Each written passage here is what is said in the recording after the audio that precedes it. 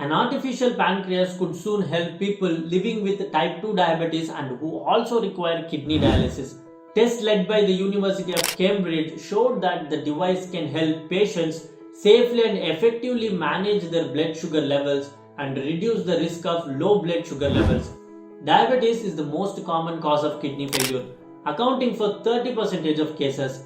As the number of people living with type 2 diabetes increases, it simultaneously increases the number of people requiring dialysis or a kidney transplant. Kidney failure increases the risk of hypoglycemia and hyperglycemia, which are known as abnormally low or high levels of blood sugar respectively, which in turn can cause complications from dizziness to falls and even to coma. Managing diabetes in patients with kidney failure is challenging for both patients and the healthcare professionals. Many aspects of their care are poorly understood, including targets for blood sugar levels and the treatments. Most oral diabetes medications are not recommended for these patients since their kidneys are not functioning well to excrete them. So, insulin injecting are the most commonly used diabetes therapy, though optimal insulin dosing regimens are difficult to establish.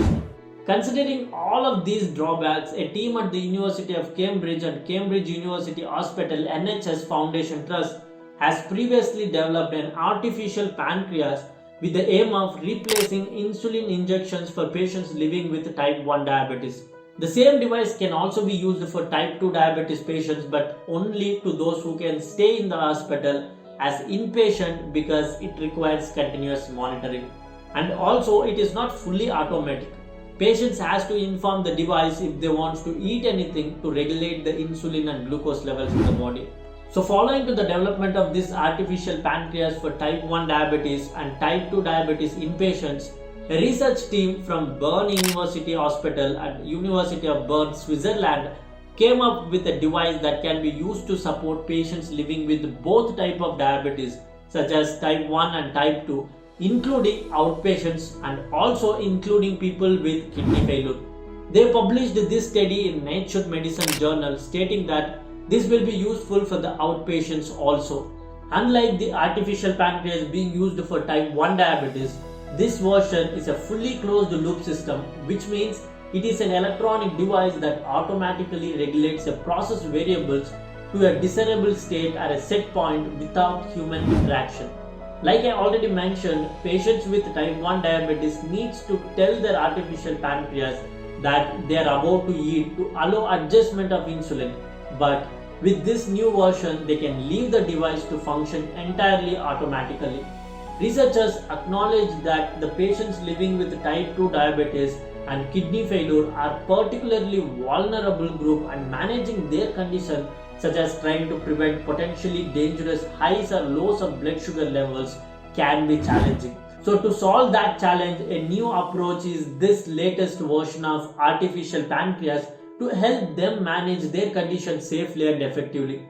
The artificial pancreas is a small, portable medical device designed to carry out the function of healthy pancreas in controlling blood glucose levels using digital technology to automate insulin delivery. The system is worn externally on the body and is made of three functional components: a glucose sensor, a computer algorithm to calculate the insulin dose, and an insulin pump. To prove its effectiveness, research team conducted a trial.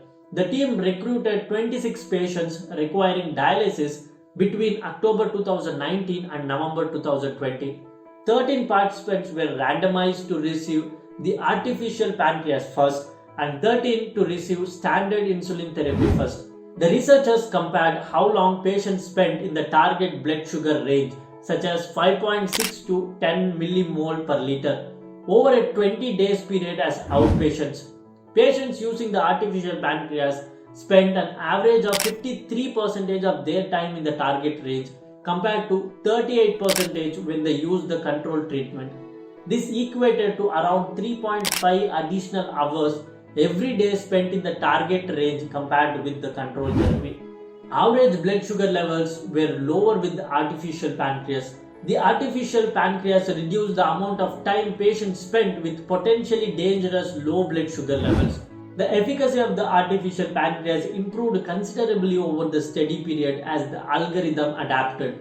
and the time spent in the target blood sugar range increased from 36% on day 1 to over 60% by the 20th day. This finding highlights the importance of using an adaptive algorithm which can adjust in response to an individual changing insulin requirements over time.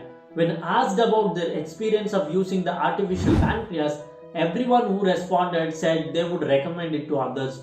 9 out of 10, such as 92%, reported that they spent less time managing their diabetes with the artificial pancreas than during the control period. And similar numbers, such as 87%, were less worried about their blood sugar levels when using it. Other benefits of the artificial pancreas reported by study participants included less need for finger prick blood sugar checks, less time required to manage their diabetes, resulting in more personal time and freedom, and improved peace of mind and reassurance. The only disadvantage they listed was discomfort wearing the insulin pump and carrying the smartphone.